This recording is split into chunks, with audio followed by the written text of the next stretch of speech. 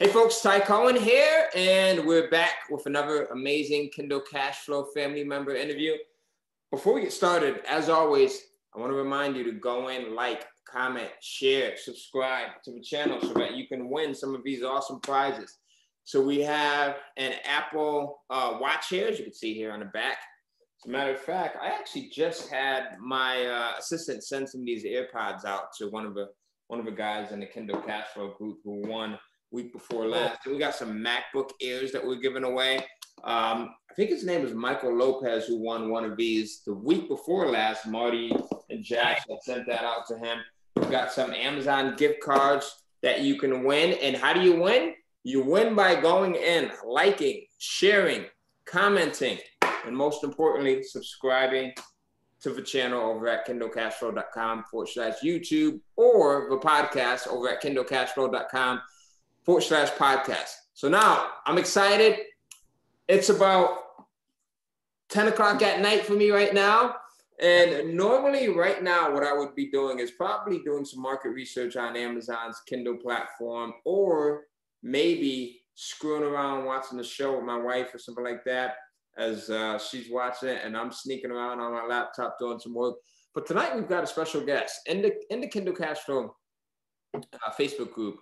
One of our mottos is we are each other's brothers and sisters, right? And the other thing is, one of our mottos is money loves speed.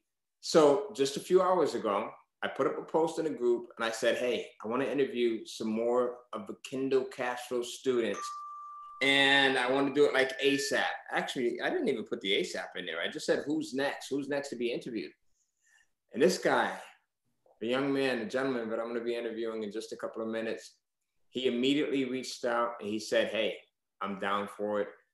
And I asked him, I said, well, what day, what time works for you? I'm thinking later this week, next week, as most people usually will say, hey, let's do it next week.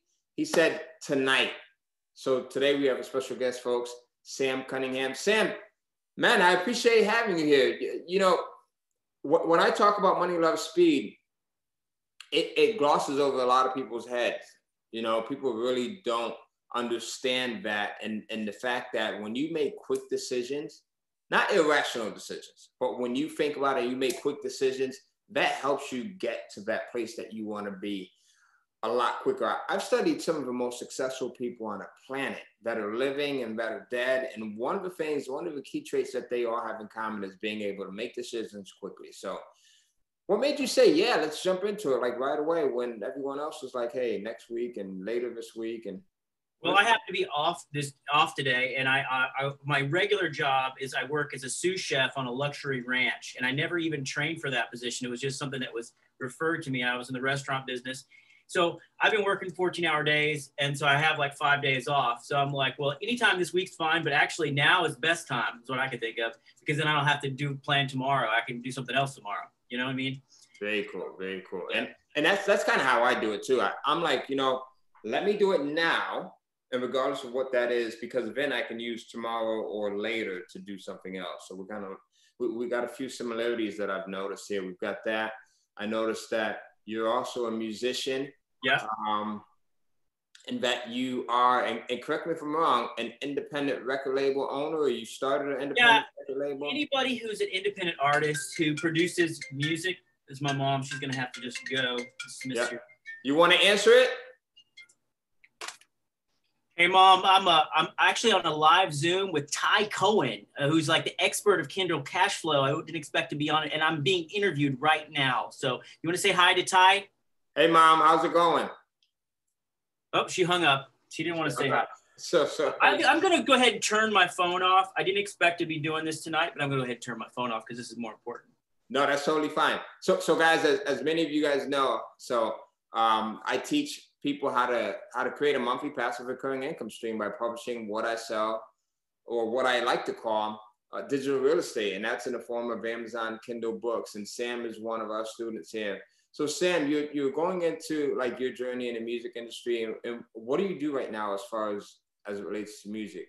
Well, I mean, I'm a singer-songwriter. So what I was about to say is that anybody who's a recording artist now is their own record label, unless you're signed to a big record label. So I just say, you know, and I produced music on, you know, iTunes and Spotify and some stuff. And I recorded an Astros fan song for Houston Astros. I know a lot of people hate the Astros, but we recorded a song for them. They're the most hated team. But, you know, it's a passion of mine, but unfortunately, you know, it doesn't pay the bills. So, you know, I got to do other things to do that. But I just love writing music, and I'll continue doing that. In fact, I met a famous musician the other day. I met Scott Terry from Red Wanting Blue. So we got to jam the other day. It was really cool. But, you know, I guess I'm a writer, too, because I like to write my own songs. I'm a lyric guy. So actually, the crazy thing is, I know you get people to outsource their writing, but I like to do it. So that's another thing. So I do outsource some of my writing with, as you've taught, you know, through Upwork and some of these other sites that we use. I've got a few different ghostwriters. Man, I'm getting off topic, but no, you're good. This is because I was just about to ask you that. So you're segueing perfectly. But I write music, and then also we just talked about it. We're both comic book fans, and I growing up, I loved Conan the Barbarian, and so I kind of I'm working on some fantasy stuff, and with the Kindle cash flow. It's kind of just a dream of mine anyway. So, hey, it fits a lot of different boxes, you know, for me. So before you got Kindle cash flow, were you a writer already, or was that something that was in the works? It is something I tried when I was a, you know, teenager, early 20s, and then I just kind of put it away for a while. I hadn't even messed with it. So I'm 42 now, so I haven't touched it in years. So this is a new journey for me. I've been studying guys like Brandon Sanderson. He's got a lot of classes online about fantasy writing, different things like that. But, you know, my regular job, I work as a sous chef at a luxury ranch, and we work like 14-hour days sometimes, and it's just busy. And, you know, I love my boss, but I also hate my boss. You know, it's depending on the day, you know. And so like I was telling you in the message, I think this Kindle cash flow really gives me hope, because I can work on this on part-time and work on my fortune, as Jim Rohn used to say. I can work full-time on my job to make a living, but I'm working on my fortune when I'm working on my Kindle cash flow, because even if I get fired from my job, or my boss blows up on me one day and I walk out or something, I have something coming in from another stream of income, which I'm really excited about.